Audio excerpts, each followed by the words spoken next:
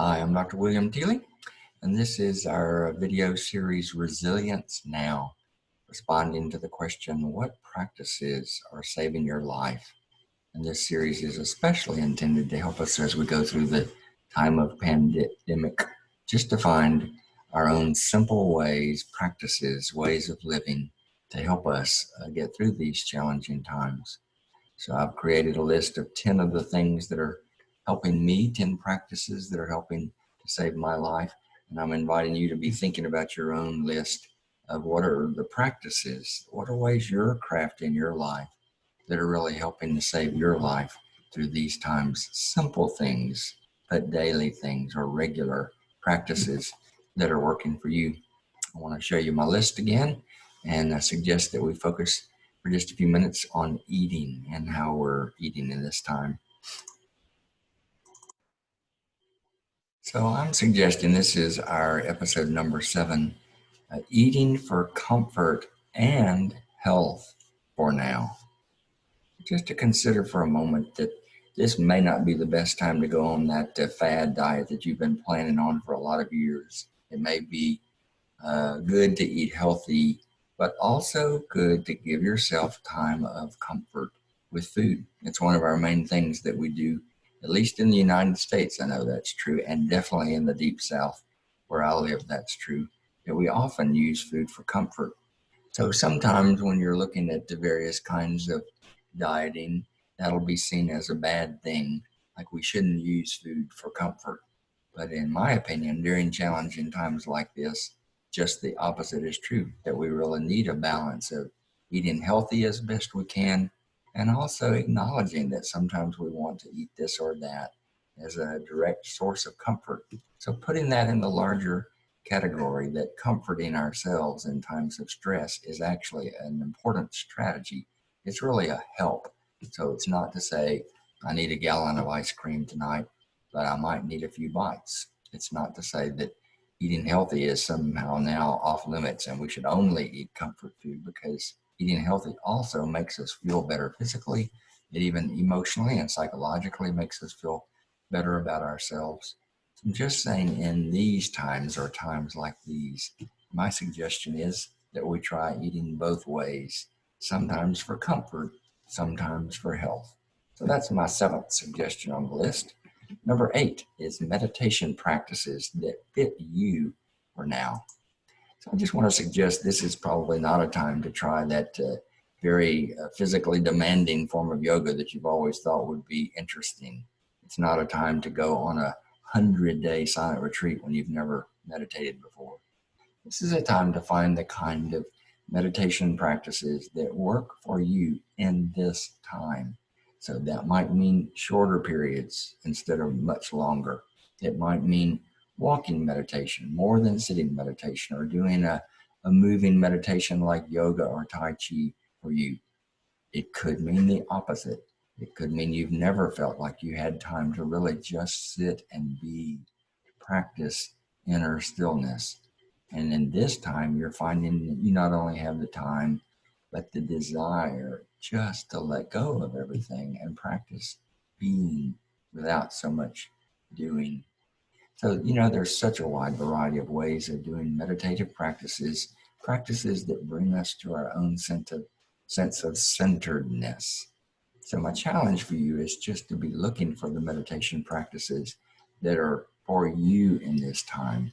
You easily, of course, can look up YouTubes on any number, a million really, of different forms of meditative practice.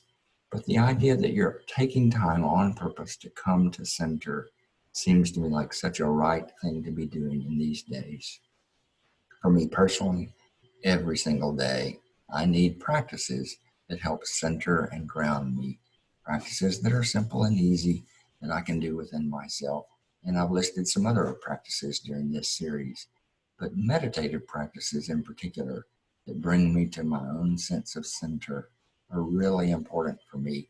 In this time, sometimes that means just sitting still, practicing be still, and letting that stillness really settle my busy mind, my overactive thinking, and my emotions.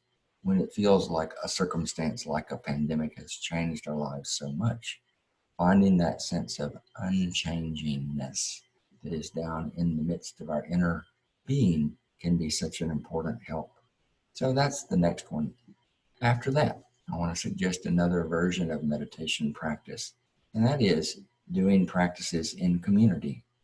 So at this particular moment, this may not be a time when physically we can gather very often with other people, even with physical distance. Still, this is a time when gathering to practice physically present together may not be possible for many of us. So I just want to invite you to know that there are people around the globe that are getting together with each other across things like Zoom, online formats, to maybe feel that sense of withness of doing our practices with other people, but not having a sense of, I'm the only one here in the room trying to struggle and figure out how to do this on my own. So this is also a time for whatever kind of meditation practices. I know some people that are doing their yoga online now. So they're just following an instructor that speaks to them and doing the postures and assuming the asanas, the sense of presence that goes with them. Others of us are doing things like there's a bunch of centering prayer practice groups that are happening all around the globe, almost any hour of the day, that are accessible through contemplative outreach. Our own School for Contemplative Living is offering a variety of contemplative practices every week. You can access those through our website at the School for Contemplative Living, or www.thescl.net. And people from around the globe are participating in our groups too, so you would be welcome just to contact me. You can get my email straight off the website, and I'd be glad to share more with you about the various groups to see what might fit for you. But the feel of being in community with each other is the thing there. And that's what I want to share. Meditation practices can be great by ourselves, but sometimes that's the thing we need to help tune out all other distractions. But sometimes we need that feel of community. And I personally have been blessed day after day by feeling that, even through the online resources of being with our various groups and other groups that are happening around the world. So practicing your meditation in community is one other great practice, I think, during this time. I want to mention just one other one that is especially right, I think, in these days, and that is cultivating our sense of contentment and gratitude daily. So that's the last in my list of 10 things. This is something that's a very common thing for us all to talk about and think about. But I wanted to give you just one particular example as we close. In my opinion, the tendency of these days is for so many of us to think, when are we going to get things back to normal, like the way they used to be? Or to feel the high anxiety of wondering if they're not ever going to be like they used to be. And so either way, we're not really cultivating a sense of contentment here and now. And I'm not saying if I've lost my job and I don't know where my next meal is coming from, I need to be content like that.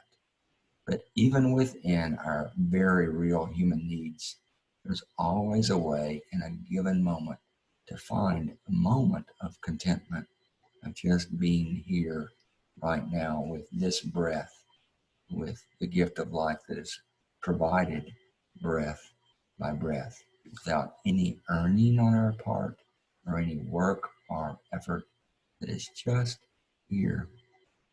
So there's a lot of things in your life that you can be grateful for, no matter what the level of need or just human suffering you may be having right now. And I've learned this in my own life again and again. Even in the worst of times, I really need to be looking for the things that I'm still grateful for, often as simple as this relationship, my immediate family, my love for them, my friends, and the fact that no amount of suffering in this pandemic or any other kind can ever stop our love for each other. So that gives me a sense of contentment and great gratitude. And I wonder, as you reflect on your own life, what brings that deeper sense of contentment and gratitude for you beneath the struggles of these times.